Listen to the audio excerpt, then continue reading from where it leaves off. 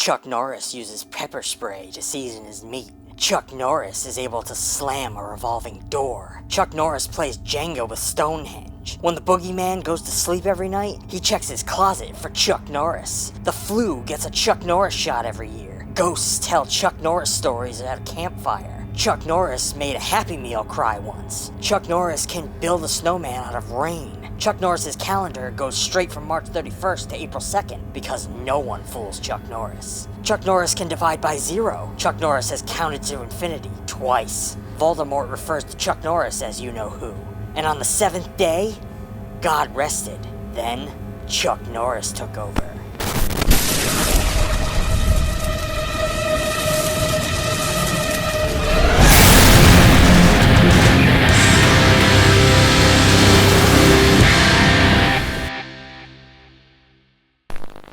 Hello friends, and welcome back to Last Action Review. With the passing of a legend so prolific, I think it only fitting that we begin exploring his filmography, spanning decades of intense, ruthless action, and leaving a legacy of unending jokes that will never truly get old. There's a certain kind of movie that doesn't ask you to think. It dares you to feel, loudly, immediately, without hesitation. That's exactly the space INVASION U.S.A. lives in. And honestly, that's where I found myself settling in pretty quickly. Not resisting it, not overanalyzing it, just letting it hit like a blast wave. From the moment Chuck Norris steps into frame as Matt Hunter, the film makes a promise. You're not here for complexity.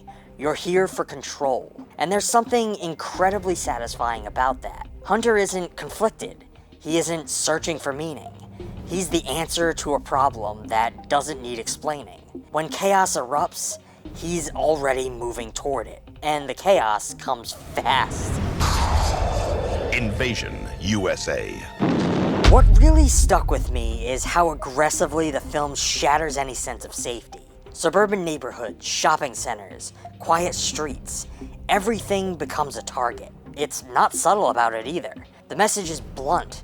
Nowhere is safe, and anything can go up in flames at any moment. That constant sense of escalation keeps the adrenaline high, and even the logic takes a back seat. But honestly, that's part of the charm. Richard Lynch's Rostov feels less like a traditional villain, and more like a walking threat. Cold, focused, and just unhinged enough to feel dangerous in every scene. He's not there to debate Hunter, he's there to push him. And when they're on opposite sides of the screen, it's less about story and more about impact. You're just waiting for the next explosion, the next ambush, the next moment where things go completely off the rails. And they do go off the rails a lot. Watching Chuck Norris as Matt Hunter feels less like observing a character and more like encountering a psychological construct. He isn't written as a man in the traditional sense. He's a response, a reflex, the embodiment of a traditional id that has no patience for ambiguity. And I found myself caught between two reactions, a visceral satisfaction in his efficiency, and a growing discomfort with what that efficiency represents. Because Hunter doesn't question, doesn't hesitate, doesn't reflect, he simply acts, and that simplicity is seductive. But seduction in this context feels dangerous. The film constructs its world through invasion, not just as an external threat, but as a rupture of identity. The opening sequence alone, terrorists breaching the illusion of American safety, doesn't just depict violence. It dismantles the idea of sanctuary. Homes, malls, suburban streets, spaces that are supposed to be psychologically safe, are turned into battlegrounds. And as I watched, I realized the film isn't interested in whether this scenario is plausible or not. It's invested in how it feels to imagine it. That's where the film's psychology takes hold.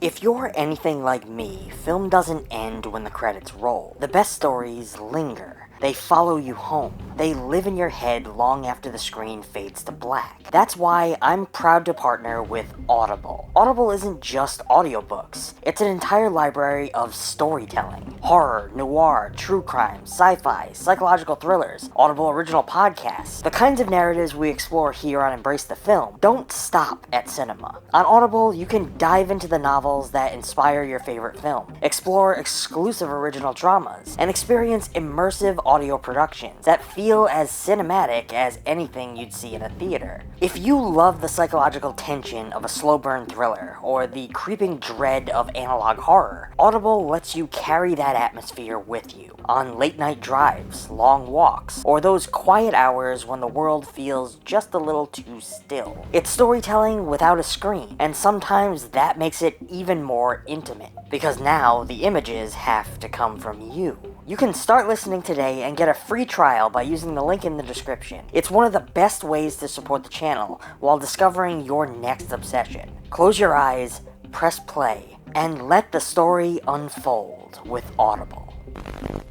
Because INVASION U.S.A. operates like a thought experiment fueled by paranoia, what if everything you believed was secure could be stripped away in an instant? What if the systems designed to protect you failed completely? The answer the film offers is not nuanced. It's reactionary. It suggests that in the absence of structure, what remains is the individual, armed and unyielding, capable of restoring balance through sheer will. And that's where I felt a kind of internal resistance. There's something almost childlike in that fantasy. Not immature necessarily, but primal. It's a desire to reduce a complex, terrifying world into something binary. Good and evil. Us and them. Hunter and hunted. Richard Lynch's villain exists not as a fully realized antagonist, but as a sort of mirror image of Hunter. Another force of pure intent, stripped of moral complexity. Together, they create a sort of closed system, where violence becomes the only language spoken. And yet, I couldn't fully reject it, because there's a strange honesty in how blunt the film is. It doesn't pretend to be balanced or introspective. It leans fully into its own ideology, and in doing so, reveals something about the era that produced it. The lingering anxieties of the Cold War, the fear of infiltration, the obsession with strength as a form of identity. These aren't subtextual elements. They are the text. But watching it now, from a distance, I don't just see a product of its time. I see a kind of emotional blueprint. The way fear can harden into certainty. The way uncertainty can be resolved artificially through domination. It's less about the invasion itself and more about the psychological comfort of believing that there is someone, somewhere, who can fix it all with enough firepower. And maybe that's what unsettled me most, because I caught myself wanting to believe in Hunter, wanting to surrender to the simplicity he represents. There's relief in not having to question, in not having to navigate the gray areas. The film offers that relief unapologetically. It tells you that complexity is a weakness, that hesitation is a liability, that the world can be corrected if you're willing to be ruthless enough. But that relief doesn't last. It lingers just long enough to relieve itself as something hollow, because once the violence subsides, once the enemy is eliminated, what's left? The film doesn't ask that question, and maybe it can't. To ask it would be to acknowledge that the solution it offers is incomplete, that force can end conflict, but it can't rebuild what was lost. So I'm left sitting with a strange duality. On the one hand, INVASION U.S.A. is exactly what it appears to be. A loud, unapologetic action film driven by spectacle and retribution. But on the other, it's a kind of psychological artifact. A window into a mindset that equates control with survival, and violence with clarity. And maybe the most revealing part of the experience isn't the film itself, but my reaction to it. Because for a moment, I understood the appeal. I felt it. That pull toward certainty, toward power, toward the idea that fear can be eradicated rather than eroded. And recognizing that impulse in myself, that's the part that stays with me. What surprised me, though, is how easily it is to get pulled into the film's mindset. It simplifies everything down to instinct. React, survive, eliminate the threat. There's no time to question it, and the movie clearly doesn't want you to. It thrives on momentum. Every scene feels like it's pulling you forward, daring you to keep up. And I did. Because there's this raw, almost unapologetic energy here that's hard to ignore. It's messy, it's over the top, and it leans fully into its own intensity. You're not watching this for nuance. You're watching it for the feeling of watching one man take on an impossible situation and win, only the way Chuck Norris could. That's really what stuck with me in the end. Invasion USA isn't trying to linger in your mind with deep questions or layered themes. It hits, it explodes, and it moves on. But while it's happening, there's this undeniable rush. Like the film knows exactly what it is and refuses to be anything else. And sometimes that's exactly what you want. It goes without saying that Chuck Norris is a cultural icon. He's an action hero, one that will never be forgotten. So, in the immortal words of Peter LaFleur, thank you, Chuck Norris.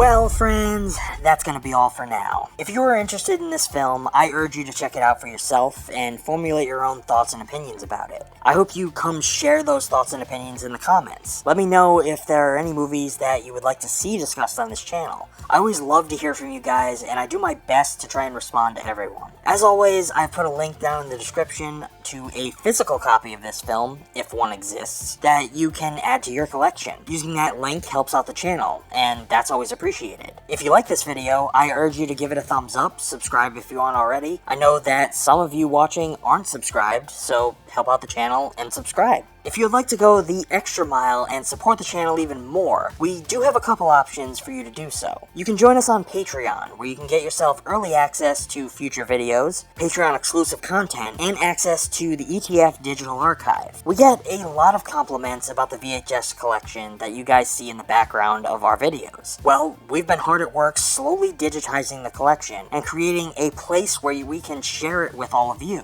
Thanks to the help of the Plex platform, we can now do just that. This is our way of doing our part in helping preserve that gritty, nostalgic VHS look and feeling before it's gone forever. With Plex, you can stream our VHS collection from anywhere at any time. It's basically like having a streaming service for VHS, which I think is pretty cool. Additionally, if you're tired of adding to your growing list of monthly subscriptions, you can help support the channel on Ko-Fi, where you can drop a single tip, the cost of a cup of coffee, or less. No pressure, no tiers required. But with all of the same monthly benefits that you will find on Patreon offered as well. We also have a Mercari store where you can go and get yourself a little piece of the ETF archive. While collecting VHS, Blu-rays, and DVDs over many years, we wind up with lots of duplicates, and we unfortunately can't store them all. So on our Mercari shop, we have all of those for sale. Purchasing those not only expands your collection, but makes room for us to expand ours.